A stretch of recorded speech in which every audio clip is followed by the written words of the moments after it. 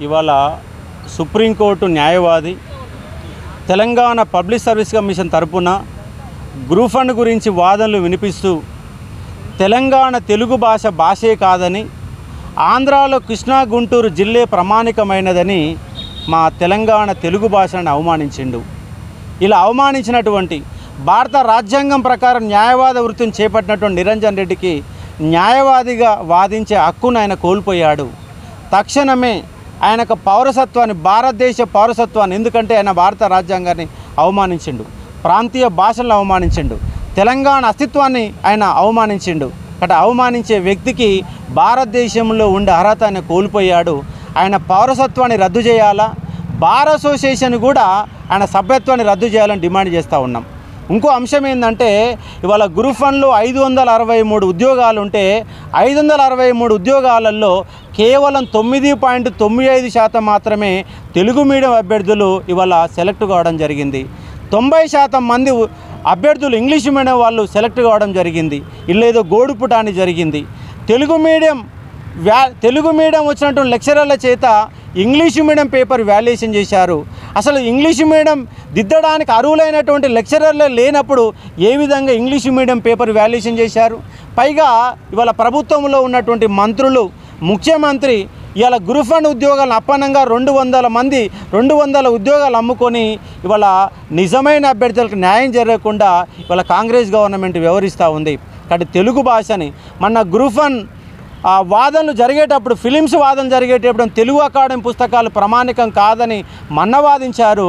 ఇవాళ అసలు తెలంగాణ తెలుగు అసలు భాషే కాదని ఇవాళ చెప్తున్న ఒక సందర్భం. అంటే తెలంగాణ పబ్లిక్ సర్వీస్ కమిషన్ ఎంతకు తెగిడ్చిందో చూడండి. అసలు తెలంగాణ పబ్లిక్ సర్వీస్ కమిషన్ నిజంగా తెలంగాణలోనే ఉందా లేదా వేరే దేశంకి వెళ్ళి అది పనిచేస్తుందా అని చెప్పేసి క్వశ్చన్ చేస్తూ ఉన్నా. కాబట్టి Telangana public service commission chairman దీనికి రాజీనామా చేయాలి. ఎందుకంటే ఇలాంటి పనికి మాలినటువంటి లాయర్లని, తెలంగాణ అస్తిత్వాన్ని పోగొట్టే లాయర్లని వాళ్ళు పట్టుకొచ్చుకున్నారు. ఎందుకు తెలంగాణ రాష్ట్రానికి అడ్వకేట్ జనరల్ లేదా, అడిషనల్ అడ్వకేట్ జనరల్ లేరా, పీపీలు లేరా, వాళ్ళందరికీ జీతాలు ఇవ్వడం లేదా? వాళ్ళందరూ ఉన్నాక ఒక ప్రైవేటు దగుల్బాజీ ఒక న్యాయవాదిని ఎందుకు తీసుకొచ్చుకున్నారు? ఆయన ఆంధ్ర వాళ్లకు ఒత్తాసు పలుకుతున్నాడు. ఇవాళ వైఎస్ఆర్ సిపి పార్టీ రాజ్యసభ మెంబర్గా ఉన్నాడు.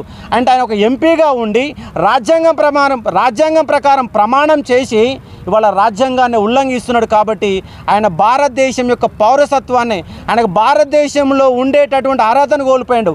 ఒక తెలంగాణ ద్రోహి అయినటువంటి నిరంజన్ రెడ్డి తక్షణమే తెలంగాణ ప్రజలకు క్షమాపణ చెప్పి తీరాలా, లేదంటే నీ పైన అన్ని జిల్లాలలో, అన్ని పోలీస్ స్టేషన్లలో కంప్లైంట్ రేజ్ చేస్తాం.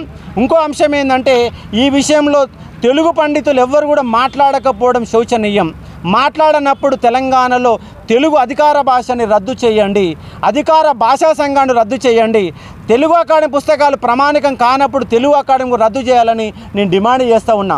ప్రభుత్వమే ప్రత్యేక చొరవ తీసుకొని నిరంజన్ రెడ్డి పైన కేసు పెట్టి ఆయన జైల్లో వేయాల్సిందిగా అని చెప్పేసి మేము డిమాండ్ చేస్తూ ఉన్నాం.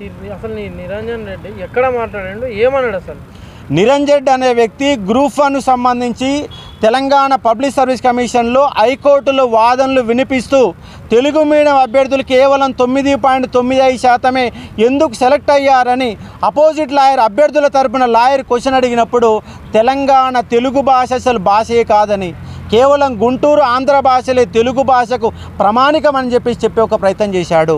ఇవాళ తెలంగాణ ఉద్యమ చరిత్రకు తెలుగు మీడియంలోనే పుస్తకాలు అందుబాటులో ఉన్నాయి, ఇంగ్లీష్ మీడియంలో ఎక్కడ అందుబాటు లేవు.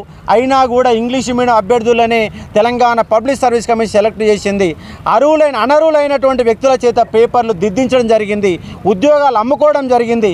దానికి సపోర్టుగా ఇవాళ నిరంజన్ రెడ్డి లాంటి వాళ్ళు తెలంగాణ ద్రోహులు తెలంగాణ పబ్లిక్ సర్వీస్ కమిషన్ వాళ్ళు వాదిస్తున్నారు. ఇది సిగ్గుచేటని అంశం. తక్షణమే నిరంజన్ రెడ్డిని బార్ అసోసియేషన్ బర్తరఫ్ చేయాలని, ఆయన భారత పౌరసత్వాన్ని రద్దు చేయాలని, తెలంగాణకి వెళ్ళి ఎమ్మటి ఆయన వెళ్ళగొట్టాలని చెప్పేసి డిమాండ్ చేస్తూ ఉన్నాను. గవర్నమెంట్ ఒకవేళ వీళ్ళ మీద చర్య తీసుకోకపోతే మీ పరిణామాలు ఏ విధంగా ఉంటాయి? తీసుకోకపోతే తెలంగాణ వ్యాప్తంగా ఉద్యమం మొదలు పెడతాం. ప్రతి పోలీస్ స్టేషన్లో ఆయన పైన కంప్లైంట్ చేస్తాం. ఎందుకంటే చిన్న చిన్న అంశాలు అంటే భాషల విషయంలో కానీ మతాల విషయంలో కానీ జోక్యం చేసుకునే అర్హత వాళ్ళకి లేదు. ఎందుకంటే మన భారతదేశం లౌకిక రాజ్యం, ప్రాంతీయ భాషలకు అవకాశం కల్పించింది. భారత రాజ్యంలో 22 భాషలు ఉన్నాయి. ఏ భాషను కూడా అవమానించడానికి అవకాశం లేదు. పైగా ఆయన భారత రాజ్యాంగం ప్రకారం ఆయన అడ్వకేట్గా పనిచేస్తున్న వ్యక్తికి ఇలాంటి మాటలు శోచనీయం. తక్షణమైన క్షమాపణ చెప్పాలని డిమాండ్ చేస్తూ ఉన్నాం.